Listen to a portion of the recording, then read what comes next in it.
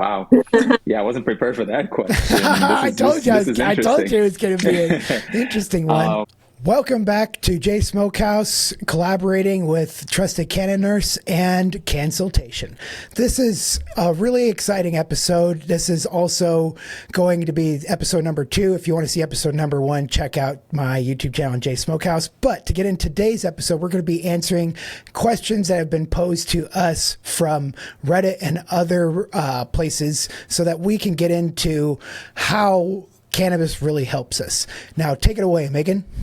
All right, I am Megan Beng. I am a cannabis nurse educator. I teach people how to use cannabis as medicine. I am the founder of Trusted Cannon Nurse. I'm getting a master's degree in medical cannabis therapeutics right now. So I'm really excited for this discussion. Go ahead, Annie. Who are you? Hey, my name is Ini. I'm president of Consultation. Been in the cannabis industry for a lot of years now. I've helped build some of the greatest labs in the nation. I've managed labs, been a CSO, and I have a thriving YouTube channel. Happy to be on here and happy to educate. Always glad to be of service. Thank you for having me. And just really quickly to add to that, as many of you know, I am an extraction or a prior extraction manager, and that's where I lend my expertise and knowledge to the conversation. So kind of going off of like our last conversation on extraction methods, we got a question from a viewer saying, assuming that all solvents are removed after the extraction, what method will give you the highest yield of wanted substances and the lowest amount of unwanted substances? I think this is a great one. When we're extracting from the plant, what is considered wanted and unwanted? Well, it really depends on what you consider wanted and unwanted, because there are things that people consider wanted that maybe somebody else considers unwanted. Such as me, I consider most of the plant wanted, as where a lot of others might consider it unwanted. Now, Annie, could you elaborate on that? Yeah, honestly, my thought is that, wanted and unwanted is really dependent on your definition. But if we look at cannabis, cannabis itself is soluble in most solvents, both polar and non-polar nature. So I think the goal is, what are you trying to keep? Right. So most people use polar solvents, and things like, well, let's just say this: there are safe polar solvents and unsafe ones, right? And you can use all kinds of solvents, but it depends what you're really trying to get. You can either use polar or non-polar. Both will extract, especially cannabinoid THC, out of your plant matrix. So you have to understand the chemistry of the particular compound that you're going after. So then you decide, am I going to use this more polar solvent or non-polar solvents, such as things like butane or heptane. But that's really dependent on what you are looking to. You could use alcohols, more of a polar, like ethanol, right? So wait, But explain yes. polar and non-polar, and which ones are polar and which ones are non-polar. Oh, great. Put me on the spot. Okay. So honestly, polarity, it's a chemical component. It's God, how do I put this? Okay. So compounds can be polar or non-polar depending on their structure. So think about it like this: water is a polar solvent, right? Meaning, if you look at the structure of water, H2O, it's got that oxygen group that pulls the hydrogen groups on it. So it's got a polarity. It's able to essentially extract similar compounds, right? So polar, pull polar, and non-polar can pull polar or non-polar. So It's like the shape of the molecule, right? Does that have to do with the it's shape? the shape of the molecule. Yes, it's the shape of the molecule, the structure. So think about it. If you're looking at ethanol, right, you've got an alkane chain and a hydroxyl group. So the oxygen and its mass and how that chemical binds to other potentially wanted chemicals, right? So you're going to have to play around with the chemistry of those compounds to be able to understand, do I want a polar solvent or a non-polar solvent? And my compound is polar or non-polar. Of course, in addition to other factors such as like boiling point, right? You have to understand that. How light is this solvent and whatnot? So it's a loaded question, and there are a lot of factors around it. But yes, you can begin mostly with the polarity of the compounds you're looking for. So which one is ethanol? Ethanol is polar. is polar, and then which ones are non-polar? Something like heptane is nonpolar. It's a straight alkane chain, so it's evenly distributed. So that's nonpolar. But both will extract cannabinoids well. Really quick, what about pentane? Pentane, yeah, similar as well, right? Pentane is another alkane chain. It's also nonpolar, and it can be used to extract cannabinoids as well. So it's not too far away from butane. Butane is a 4 carbon chain compound, and pentane is a 7 carbon chain compound, right? Hopefully, I think I'm correct about that. Yes, pentane is like C7H16, I believe. Is it more combustible than butane? No, it is. It can be. It is combustible, but I believe it's less combustible than butane for sure. Okay, I've seen some explosions with pentane, but yeah, you can definitely blow up pentane for sure at a certain concentration. But I feel like butane's a little more reactive. Pentane is that longer chain, right? 3 more carbons, so you will obviously evaporate off or heat off the butane first. But so just because the butane is gone doesn't mean the pentane is gone. You're going to have to do a little bit more to get the pentane. That's why it's really not great to mix solvents. Like I've seen people saying that they do butane and propane, and they do have different boiling points, correct? Or do they have the similar? They do.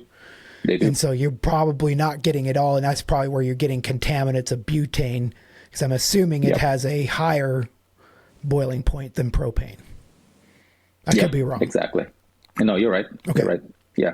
Propane, I mean, in room temperature, propane is like negative, I believe. In room temperature, it's already gone. A lot of times when we get standards of propane in the lab, as soon as you open the vial, it's like, it'll quickly dissipate.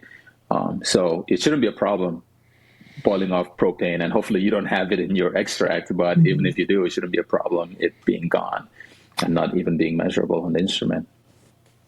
And that is a great thing about a rotovap. Like there's a bunch of great things about rotovaps because allows it to have a much, targeted, and I'm not trying to sell rotovaps here, but I think that they're great. So very good point. To go back and answer this person's question now that we've gone down the rotovap rabbit hole. Okay. So the extraction method. So first of all, the plant itself has I think they've identified 500 different compounds from it. When we're extracting, what I have learned is that the more of those compounds we can maintain in the final product, the more effective that product is going to be. So that's why a CBD isolate has a very narrow therapeutic window, is because you only have one compound in there versus a whole plant formulation, a whole plant extract that is done, with ethanol extraction, maintains the majority of those compounds, and they all have beneficial and therapeutic effects on our body. So I think that he was asking what extraction method. I think ethanol extraction is the superior one if we're trying to maintain all of those parts of the plant. And that's, as a nurse, that's what I am, trying to do for my patients. However, a recreational user who only wants THC and doesn't want any other parts of the plant, then something like, a distillate that is purified THC with nothing else, then that's going to be more geared towards what they're looking for, because it strips away everything else. And CO2 extraction will strip away everything else except the cannabinoids. I don't know, what do you guys think? I agree on the ethanol with full spectrum. If you're trying to reach full spectrum and your unwanted material is it's a lot smaller of a list than, let's say, someone else, yes, ethanol extraction is the way to go. If you're looking for THC specifically, I would say probably CO2 or butane. I'm not an expert in that, and so I would defer it to any on if you're wanting to go specifically for THC. Oh yeah, that's tough because when you think about scientifically, you try to separate CBDA from THCA mass wise on a LCMS. What's that? They essentially come up. Oh, LCMS, liquid chromatography, mass Okay. spectrometry. So you're looking at the mass to charge ratio of the compounds that you're sending through, and they are essentially exactly the same, right? They come out on top of each other. You can't really separate them unless you go through a column separation, which, hopefully we don't have to go to column, but you separate them on a column before you get them into the instrument. But otherwise, if you shoot them exactly, introduce them equally, you can distinguish them. So yes, it's going to be very tough it's tough to separate, those two acids from each other. But obviously it's done all the time, right? And you can do it. You just have to understand the chemistry around it. So yeah, kudos to the extraction specialists, because they know what the hell they're doing. I know that didn't really answer the question, but that's all Yeah, I know no, about that. no, like so when we're looking at plant, there aren't any harmful parts of the plant that we are like purposely trying to leave out. Jay had like brought up before, like waxes. You went through a whole process to remove waxes, and I asked my mentor like if waxes are beneficial. She said it doesn't really add anything vital, nor is it undesirable. There are frozen ethanol washes that remove it and still maintain most of the whole plant spectrum. Is that like your experience? Yeah, so it's so the way to capture the waxes, because they melt very quickly at even -20, -10 degrees Celsius. They will still melt back into the ethanol. And so what you have to do is maintain between -30 and -40 degrees Celsius. And then -40 is, like any will probably know, -40 Fahrenheit, -40 Celsius, pretty much the same at that point. But you want to maintain that cold so you can solidify your waxes. And that way, when you're draining, which you have to use a very, it's called, like, I know that one specific one is called a drain droid, and you can have a chiller attached to it, so it's keeping it cold. And then you have a vacuum at the bottom of it that's pulling it, so that as soon as you get your product onto the filter, it's sucking the liquid down so that as many waxes stay solidified as long as possible. And then you start with a 20 to 30 micron filter, and then you end with, I always like to end it with a 3 micron filter. And people would ask why. It takes a long time. It's a very, very small. My whole thing is, I've seen a lot of mold in a lot of big flower batches. It's really hard to keep from getting at least a little bit of mold. And so I researched and found that mold spores are roughly 5. I mean, I think that maybe very few, but most of them are larger than 5 microns. So I do a 3 micron filter. Mm-hmm. I'm filtering out just about any mold spores that may be in my crude oil. And so I would say that would be one undesirable that would be beneficial from a drain droid, but you're really targeting the waxes. Yeah. I can see like where the waxes could affect the consistency of your final product. Like maybe that would be good for a topical, but maybe that's not what we want in an oral tincture, just texture-wise. Yeah, understood. I think most of the time people are just trying to remove it for the aesthetics of it, right? It's not necessarily that it's bad, it's just the fatty components and whatnot. And they actually will contain some THC, and think about it, these are fat soluble compounds as well. So they'll contain all those cannabinoids as well. But it's just about consistency. And, obviously if you buy a extract that still contains a lot of wax and it sits over time, you'll see that separation, right? So obviously to a consumer, that's undesirable, but doesn't mean it's bad. It's natural. Just like you buy some peanut butter and things, and when they sit, you see a nice separation of fats on the top. And yeah, it's natural, but it doesn't look good, right? You may be like, oh, it's spoiled. It's like, no, that's natural. Right. Yeah, I used to think it would go bad when I saw that. Yeah. You're right, and trust the cannon nurse here, peanut butter girl. I love it. It's got to be like the natural peanut that you have to like stir like you're doing cold water hash for, Except I think peanut butter might be harder to stir. I told you to stay away from that peanut butter.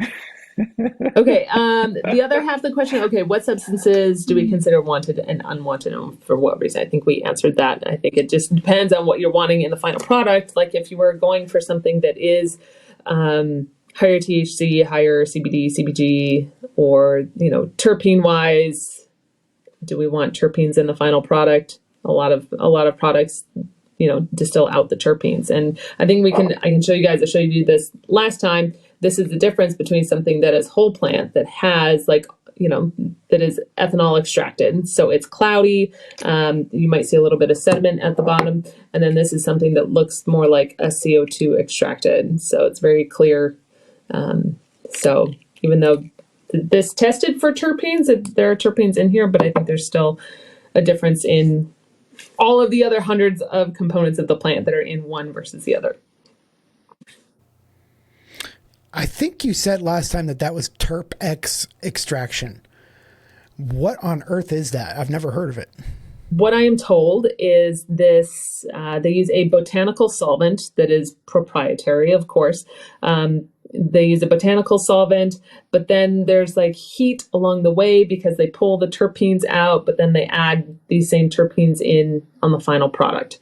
That's my understanding of it, which is a very, very basic understanding. But when it's proprietary, they disclose limited information, unfortunately. It's funny. They'd have to explain what the botanical Right. solvent is. And I was like, so you just found...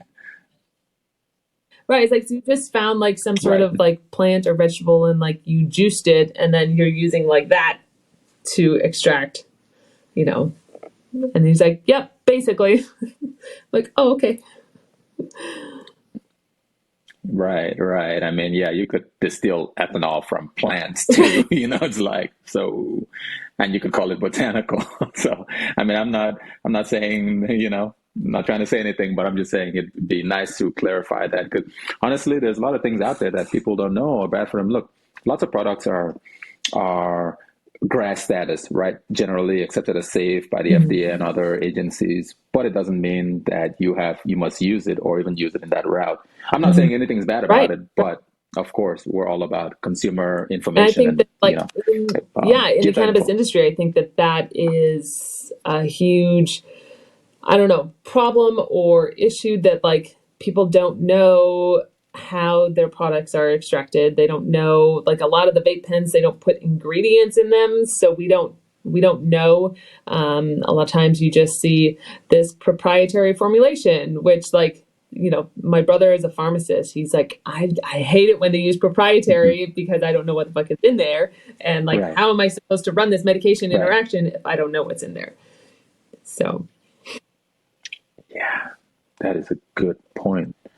That's one thing I don't like about the cannabis industry, to be honest. Everybody has their secret sauce, and the funny thing is not really secret, right? It's kind of like the laboratory end. It used to be, my HPLC method of cannabinoids analysis is proprietary, is different. And then you go in there, it's like, dude, you're doing the same shit everybody's doing, and you went from the same document. There's nothing proprietary. You're using methanol and a C18 column, and you might be using a genogrinder, you might be using some kind of pulverization method. There's nothing proprietary, but nobody wants to share the knowledge.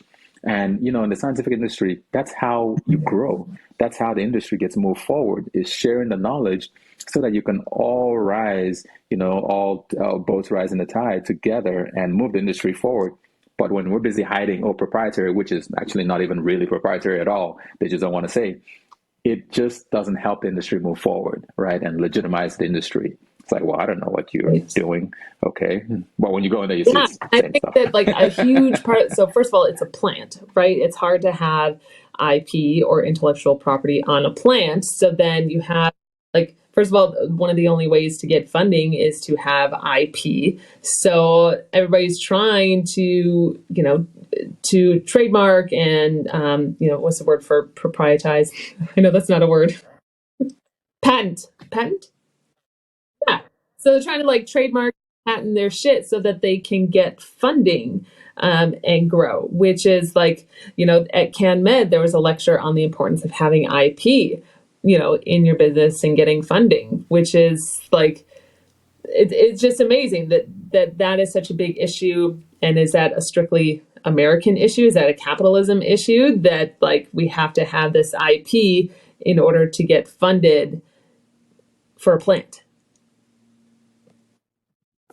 A freaking plant. It right? It makes you seem more technologically advanced, right? When you're like, oh yeah, I've got this thing that nobody else does, but really all you did was copy somebody else and It changed. maybe, add a little drop of this to it. Oh, now it's Hmm. IP, It's like, no, it's not really IP. It's really the I same think shit. we get. It's a plant. Go ahead. Why do we have to patent that? We can't patent a plant. Yeah, Although a lot of people can and have tried. I think Charlotte's Web right. patented one of their strains, They try. or something like that. So I think that's a whole different and interesting concept and issue. Again, it's one. Oh, no, I was going to say it's one thing to patent it and have the consistency of reproducing that, right? Because some people just patent it. It's like, can you even consistently reproduce that plant? Probably not. Are you testing, making sure your ratios still remain the same? If a patient who really needs this and has this, great setup and knows a profile works for them, 5 years from now, will they still be able to get those same exact genetics and ratios when they buy that product? That's, in my opinion, what the industry is lacking, is the ability to reproduce that consistently. And then again, we're dealing with, like you Right. said, plants, right? How modified can you make a plant? Unless you go GMO, and then that's a whole different story. But how consistent can you grow Right. the And I same have read strain? that growing conditions have more effect on the terpene profile than the strain itself. So you can have For six sure. different strains in one growing condition, and they will have almost identical profiles. But then those same strains in a different growing condition in a different state will have completely different terp profiles, which is like, I remember. Excuse me. I remember talking to any. I can't remember when, it was not too long ago. We were talking about organic grows and the difference, because I remember the best extraction I've ever done, the best edibles I've ever had personally was from a little experiment that I did with organic growing. And I know I did a post on this with my LinkedIn, but it was 100% organic grow, used rat. As you can tell, it was probably not the greatest quality and turned out to be one of the best crops I've ever had. and with what's interesting, going back to like the IP, and when you think of the Epidiolex, which is, we actually don't know what it is, because like they don't release the COA on their plants. Like Epidiolex is a CBD, FDA approved CBD based medication, that it's like proprietary or whatever. So they don't release. We don't actually know how much THC is in there. I've read things like up to like a couple of milligrams per serving or less than one, like, but we don't actually know, which is really fascinating that like big pharma can like keep their COAs under wraps, but yet anybody else in the industry, like it's important for them to disclose their COAs so we can know what's in there. So I think that's a fascinating concept to me. Yeah, right. They probably went through the whole Hmm. FDA, obviously, route. So they have, that patent, they have that exclusivity for a certain number of years. So in a certain number of years, you'll be able to disclose that and everybody will be able to copy it, although I don't think anybody should. But anyway, It's not that that's just great my of a opinion. medication, anyways. It's expensive too. God, it's so expensive. But Yeah, for the same ingredients that you probably exactly, have in yeah, your yeah. product. Which is just, and I don't think they have any terpenes in theirs. It's like it's very purified CBD. So Yeah, I mean, Jay, you talk about it all the time, the history of cannabis. I mean, you have that poster. I have a similar poster when you look at the history of cannabis, when the ancient Chinese were using this, do you think they were busy extracting out THC, or were they just grinding up the whole plant, extracting that out and using it as is? Do you think they were busy, rotovapping and distilling? you know, how do you think they were using it medicinally? So it's like, yeah, think about that. There's a reason why it was effective back then. And are we making it less effective by going for individual component medicine? The most, it seems in the history, what the most popular way of using cannabis was actually, they called it all the time juicing it. So it was some type of like, not necessarily like the way they say an oil or a wax could be made from it. So they did some type of oil extraction with the cannabis and would use it medicinally. And I find that so interesting. It's really the Egyptians and the India and the Scythians that you see it's being used as smoking. I'm sure it was used. It's just that you see in all the text that it seemed extractions were the first way that cannabis was really used. And it makes sense, being in the North, it wouldn't have had that high of THC content. However, what really irritates me is when people go, "Oh, don't get don't get excited. This was less than 0.3% THC." And I'm like, how on earth do you know that? How did you go back and test these plants? How do you know that they couldn't grow above? I get that it was low THC, but you can still get pretty euphoric feelings from 7% THC. Mm-hmm. Yeah. Yeah. And I've seen hemp grown at 7% THC without trying to grow it at 7% THC. Oh, most certainly. Most certainly. I mean, do you really think, look, let me tell you a secret. A lot of this hemp out there, oh, it's less than 0.3. Do you know the real reason why it's less than 0.3? If they took that flower and actually trimmed it and all of that, and you ran that like you normally do in the lab, it would be greater than 0.3%. But why is it less than 0.3? Because they're adding in the stems, the everything, the leaves, right? So think about it. All this is determined by a mass ratio. So if I'm adding in all these other excipients that are non-THC, of course you're diluting out the THC, right? So same way labs inflate results by removing all those other components, removing as much leaves as possible and leaving the clean trichomes and, doing some stuff around it. So same thing. So yeah, it's very difficult to grow a non-0.3% plant.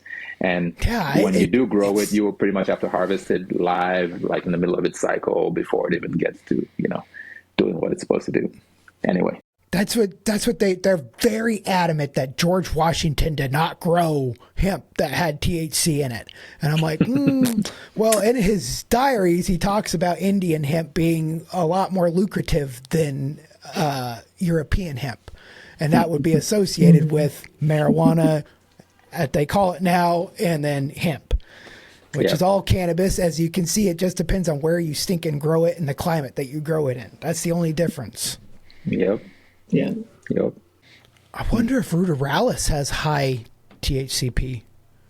Not like if you smoke it, it gets you high, but higher than a regular strain because it says so much lower THC. That's little things I want to find out. Now here, I'm going to ambush you. This will be part of the recording too, but I'm going to ambush you with a question. And this is something I teased you with the first meeting we had, Innie. Uh-oh. Now, I've seen a lot on this theory with using classical music to aid in growing.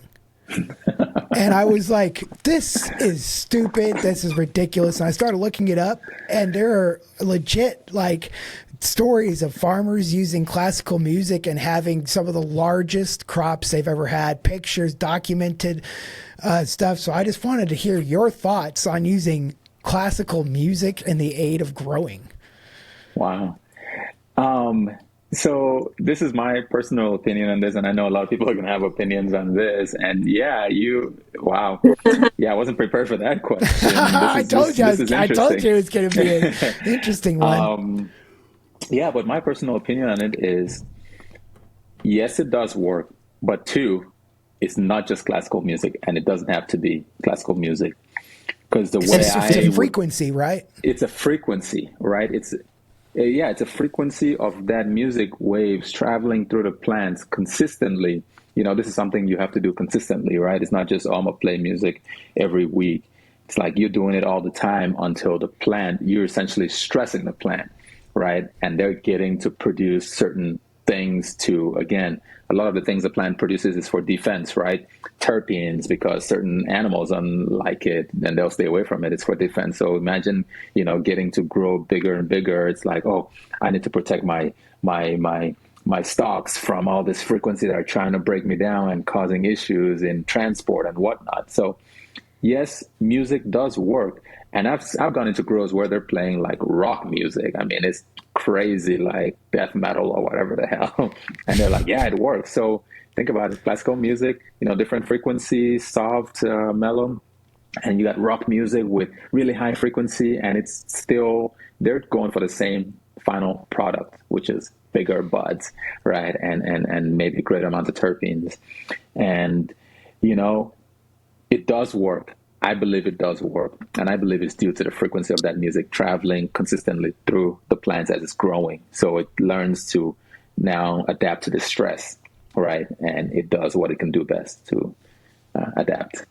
And that's crazy. So cents. the theory I heard is that that's why birds will sing in the morning before they start going. Is it's helping like the fruits, the berries, and everything to release more.